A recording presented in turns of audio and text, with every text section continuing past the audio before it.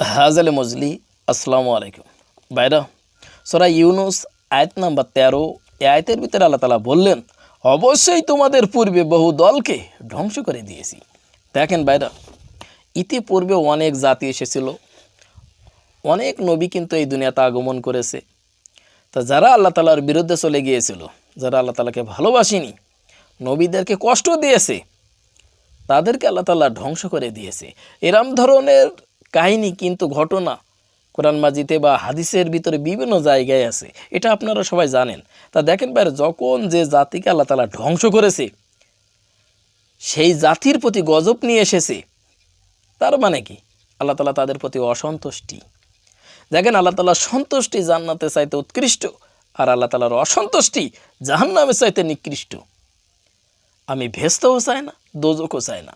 আল্লাহ গো, আমি তোমাকে ভালোবাসতে চাই। ভালোবাসার বিনিময়ে তুমি যদি আমাকে দোজখে দাও, আলহামদুলিল্লাহ, যেন আমি দোজখের ভিতর থেকে তোমাকে দেখতে পাই। তোমার সারা নিঃশ্বাস, তোমার দিদার, তোমার নৈকট্য যেন আমি অর্জন করতে পারি। ইচ্ছা খুশি আপনার যেখানে আমাকে ফেলো, আমার কোনো আপত্তি নাই। কিন্তু যে জাতির পরে আল্লাহ তাআলা গজব নিয়ে আসলো, তাদের প্রতি আল্লাহ তাআলা অসন্তুষ্টি হলো, সেই জাতি কি কখনো বেঁচতে যাবে? কখনো যাবে না। সেই জাতি কিন্তু দোজখে যাবে। কারণ কি? আল্লাহ তাআলার রাগ তাদের পরে আছে।